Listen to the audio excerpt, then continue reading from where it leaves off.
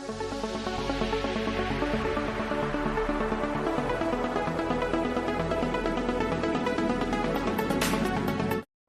मैं Alok Bhardwaj smart fact channel New Delhi से। नई दिल्ली से ख़ास तौर पे अजमेर में चुनावी सर्वेक्षण के लिए आया था, क्योंकि अजमेर हमारी मातृभूमि है। अब जो हमने पिछले 20 दिन से देखा अजमेर के अंदर माहौल, बीजेपी हो या कांग्रेस हो, दोनों तरफ से एक एक चौधरी उम्मीदवार खड़े हुए हैं। बीजेपी ने भागीरथ चौधरी जी में अपना समर्थन जताया और कांग्रेस से रामचंद्र चौधरी जी हैं। रामचंद्र चौधरी जी पहली बार लोकसभा का टिकट लेके आए हैं। इससे पहले वो कोई टिकट नहीं प्राप्त कर सके, जैसे कि विश्वसनीय सूत्रों से पता लगा है। और बीजेपी से जो भागीरथ चौधरी जी है वो तीसरी बार आ रहे। एक बार जीते लोकसभा, फिर विधानसभा विकास चौधरी जी के सामने गत महीनों में हारे। फिर पता नहीं बीजेपी ने क्या सोच के इनको टिकट दे दिया, हमें तो समझ में ही नहीं आ रहा। और जो विश्वसनीय सूत्रों से पता लगा है, बीजेपी में अभी टिकट की खरीद फरोख्त हो रही है। ये खबर आई है हमारे पास में, हम नाम नहीं बताना चाहेंगे, लेकिन टिकट खरीद के लाए 25 करोड़ में। और कोई हमसे अकेले में पूछे तो नाम भी बता सकते हैं हम प्रमाण सहित किससे ख़रीदा है टिकट। 25 करोड़ में भागीरथ चौधरी जी टिकट खरीद के लाए। रामचंद्र चौधरी जी कुछ नहीं दे हैं, क्योंकि कांग्रेस की ऐसी स्थिति नहीं है कि कांग्रेस टिकट बेचे। कांग्रेस तो पकड़ रही है कि कोई अच्छा उम्मीदवार आए और टिकट लेके जाए। तो ये स्थितियां चलती रहती है। आज कांग्रेस की है, कल कांग्रेस भी टिकट बेचा करती थी, फिर कल कांग्रेस ऐसी स्थिति में आएगी कि वो टिकट बेचेगी, फिर उनके बाद कोई और टिकट बेचेगा। ये एक राजनीतिक नॉर्मल प्रक्रिया है। खैर, इसमें हमें नहीं जाना, बताना था, हमारा फर्ज था, बता दिया आपको। अब जैसे कि हमने विश्लेषण किया, हमने पाया, सबसे पहले हमने आज से 25 दिन पहले जब हम माकड़वाली गांव, जो अजमेर पंचशील के मात्र 1.5 किलोमीटर आगे, वहाँ पे हमने एक क्रांति को अपने वीडियो पे दिखाया था, जो इस चैनल में उपलब्ध है, जिसमें वो गुर्जर समाज के लोग और रावत जो भी है उस गांव के लोग, सब ने हाय हाय करी थी भागीरथ चौधरी जी के खिलाफ। क्यों करी थी?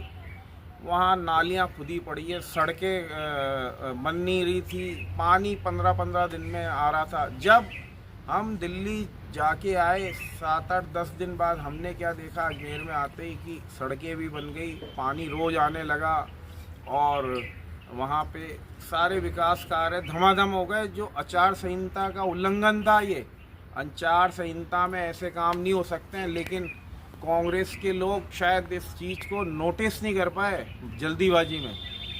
अब चलिए, अब जो हमने वहीं के लोगों के इंटरव्यूज़ लिए हैं वो देखिए। लेकिन हम ये कह सकते हैं कि भागीरथ चौधरी जी और बीजेपी पिछले 30 साल से अजमेर लोकसभा और विधानसभा में राज कर रहे हैं। सबसे पहले रासा सिंह रावत जी आए थे, ये 79 या 90 की बात है। उसके बाद लगातार बीजेपी का ही कार्यकाल रहा है। बीच में सचिन पायलट जी आए थे, जो अच्छा विकास करके गए कांग्रेस से। फिर रघु शर्मा जी 1.5-2 साल रहे। लेकिन बात आती है पीछे फ्लैशबैक कि रासा सिंह जी ने कुछ नहीं किया। अजमेर वाले सब जानते हैं, बोल ही नहीं पाते थे लोकसभा में, जबकि उन्हीं की अटल बिहारी वाजपेयी जी की सरकार रही। बैक बेंचर भागीरथ चौधरी जी भी बैक बेंचर ही नज़र आए लोकसभा में, कभी फ्रंट बेंचर नज़र नहीं आए, बोलना ही नहीं आता। अब आप क्या उम्मीद लगा सकते हैं ऐसे प्रत्याशी से? फिर वो किसी भी पार्टी का हो, क्या वो आपके विकास कार्य करा सकेंगे? करा सकेंगे? विवेक आपको भगवान ने दिया है, विवेक से सोचें और कल वोट देके आए और इन सब लोगों की बाइट सुनिए। धन्यवाद। हमारा विश्लेषण जो इतनी मेहनत से तैयार किया, देखिए, शेयर किया और सब्सक्राइब करिए। अजमेर में पहली बार आलोक भारद्वाज सर्वेक्षण लेके आया है। कौन विजयी होगा? संभावना पूरी 100% कांग्रेस रामचंद्र चौधरी जी के साथ है। धन्यवाद। मैं पंचशील चौराहे पे खड़ा हुआ हूँ। जैसा कि आप देख रहे हैं, सुबह के 5:35 हो चुके उजाला हो चुका है, अंधेरा घट चुका है। लोकसभा चुनाव 2024 अजमेर का सर्वेक्षण करने मैं दिल्ली से आया हूँ। अब ये मॉर्निंग वॉक करते हुए नज़र आ रहे हैं लोग बाग। आपका नाम बताइए। मेरा निहाल तेलवानी। निहाल तेलवानी जी। तेलवानी जी, आपको क्या लगता है अजमेर का सर्वेक्षण में कि किसके आने की संभावना लगती है? ऐसा बीजेपी आई। बीजेपी से कौन? भागीरथ चौधरी। तो भागीरथ चौधरी जी ने काम तो करवाया नहीं है अजमेर में। तो किसी दोनों ने नहीं कराया। नहीं, दोनों का क्या हुआ? रामचंद्र चौधरी तो आया ही नहीं है। वो ये भी तो नहीं आए। कौन? भागीरथ चौधरी भी। भागीरथ चौधरी जी तो काम तो अब मोदी को देख के देंगे ना अपन तो। नहीं, तो दूसरा दूसरी बार टिकट मिला है भागीरथ चौधरी को तो। नहीं, अरे ये दूसरी बार है। अभी सांसद भागीरथ चौधरी तो है अजमेर के। नहीं। अरे आपको जानकारी नहीं है। भागीरथ चौधरी है। और आपको मैं बताऊं, आपके पंचशील से मात्र 1.5 किलोमीटर दूर जो माकड़वाली गांव है, माकड़वाली गांव वाले बहुत परेशान है, गुजर लोग। अच्छा। ये एक गुजर ये साथ में ही है मेरे। अच्छा। वो इतना परेशान है कि इन्होंने दावा कर रखा है कि अगर ये भागीरथ जी वहाँ आ गए तो बोले हम दौड़ा के भी मार सकते हैं। अच्छा। नहीं, सही बात है ये। हाँ। क्योंकि वहाँ की सड़कें टूटी पड़ी है 5 साल से, नालियाँ खुदी पड़ी है। सब बन गई। सड़कें कौन सी टूटी पड़ी है? अरे अंदर गांव की देखो। और ये जो सड़क बनी है ना, ये आज से 20 दिन पहले मेरी खबर देने के बाद बनी है नई सड़क। नहीं, पहले बनी। हम तो चल कोई बात नहीं, आप गांव की स्थिति देखिएगा। मैं सब देख के, मैं तो रह के आया हूँ ना। माकड़वाली में पानी 15-15 दिन में आता है एक बार। बताओ। पोल्ट्री फार्म था, हम तो रह के आए। अरे ये अभी आ रहा है ये माकड़वाली वाला, 15 दिन में 20 दिन में पानी आ रहा है। लोग टैंकरों से पानी भर के परेशान है। आपके पंचशील में क्या स्थिति है पानी की? पानी तो 48 घंटे में आता है। तो लेट ही आ रहा है ना। तो ये इतना सफिशिएंट है।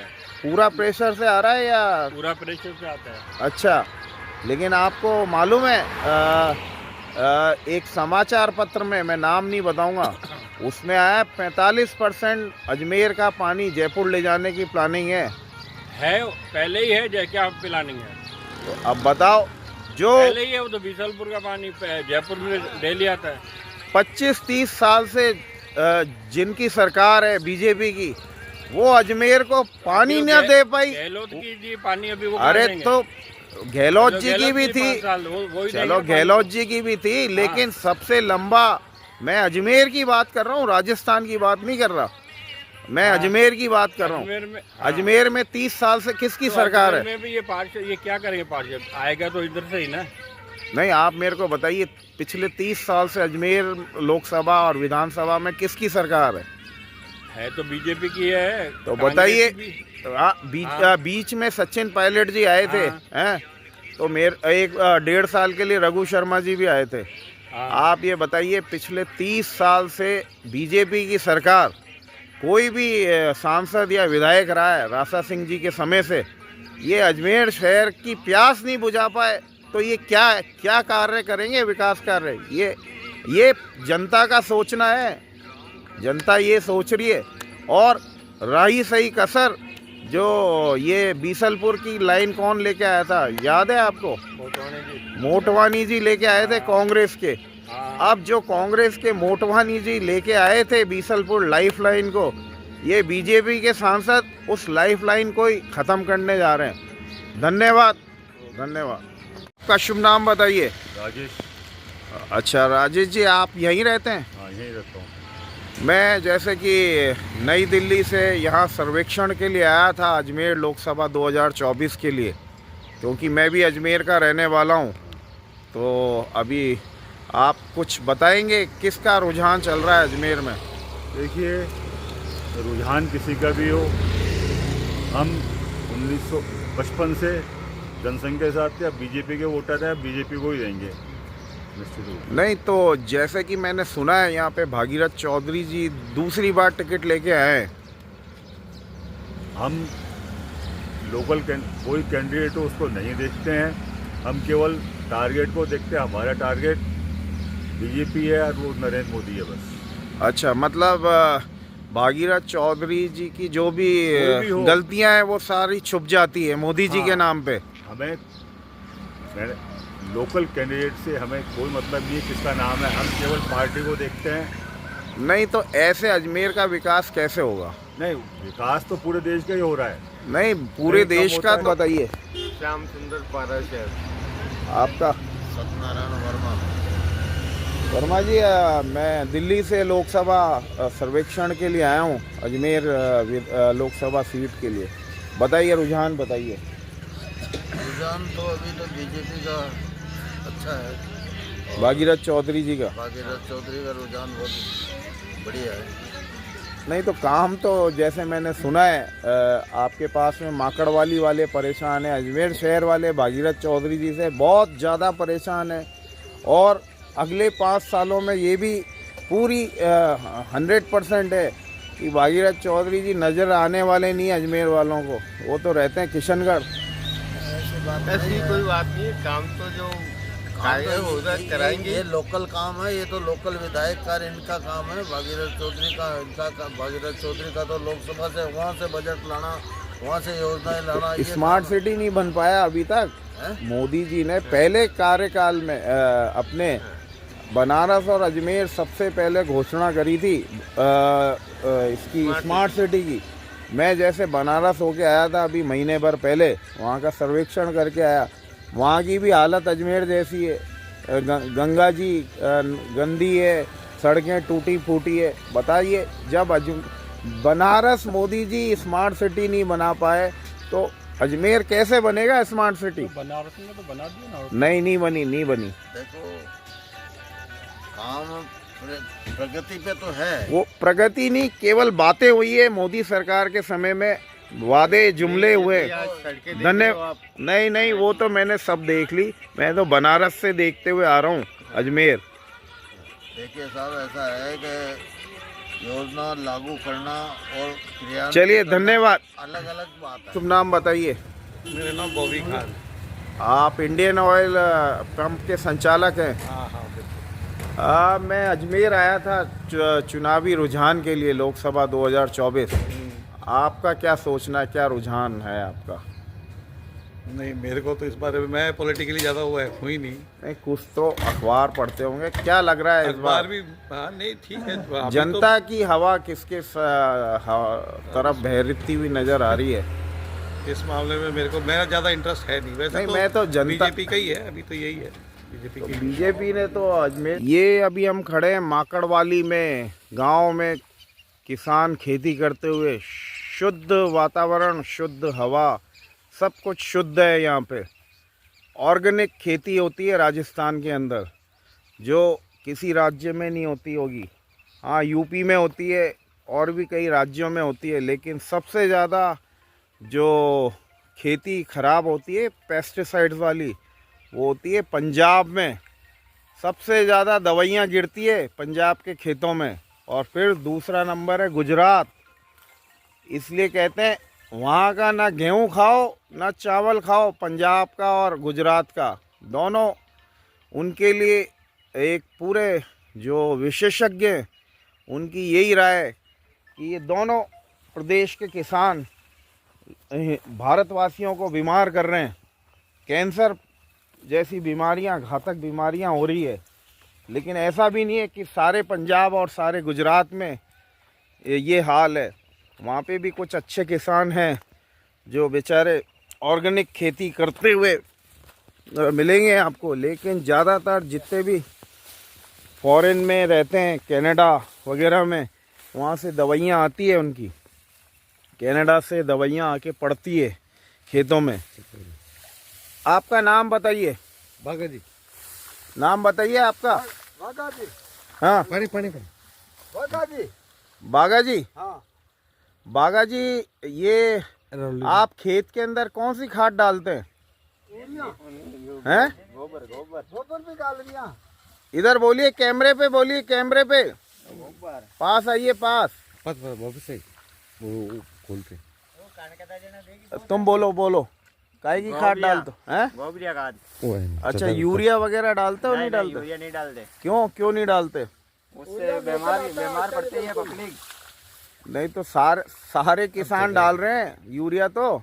हम नहीं डाल देने। अच्छा महंगा भी आता है ये भी है। बंद कर दे। चलो तो ये सब आपके गेहूं उगता है नहीं उगता? गेहूं चावल सब उगता है। सब उगता है। तो फिर पूरे भारत वालों को क्यों नहीं खिलाते राजस्थान के किसान? पानी नहीं है मैं के। पानी नहीं है। हाँ नदी चाहिए मेरे को चमल, पानी नहीं है जो पानी की बहुत परेशानी नेर है। चाहिए राजस्थान बेबुका। पानी की बहुत खचातान है। पानी ना आने का कारण क्या है? आपने तो बीसलपुर से जुड़ा हुआ है अजमेर तो। पीपा को नहीं आ रही हो, ये कुओं में पानी कटा को आई। अच्छा पीबो का ही नहीं आ रहे हो? पीपा का नहीं आ रहा, गाँव में 10 टका दी कर दियो, बीसलपुर पानी आ रही हो की।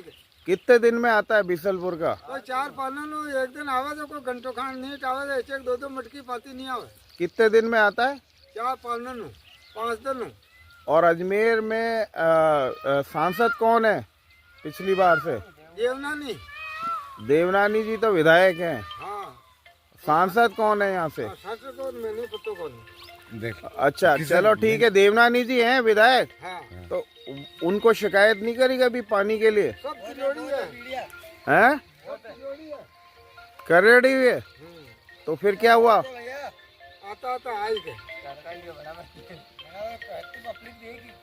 चलो धन्यवाद धन्यवाद धन्यवाद। लेकिन देवनानी जी बहुत अच्छे व्यक्ति हैं, अच्छे व्यक्ति हैं भैया देवनानी जी। मेरा उनसे खास परिचय है। देवनानी जी का इंटरव्यू लिए हुआ हूँ। मार लो। और मोदी जी भी बहुत अच्छे व्यक्ति हैं। नहीं मार लो। हैं? बेस बेस 400 का गियो। हाँ चाचा बोलो, कैमरे के सामने बोलो। बोलो।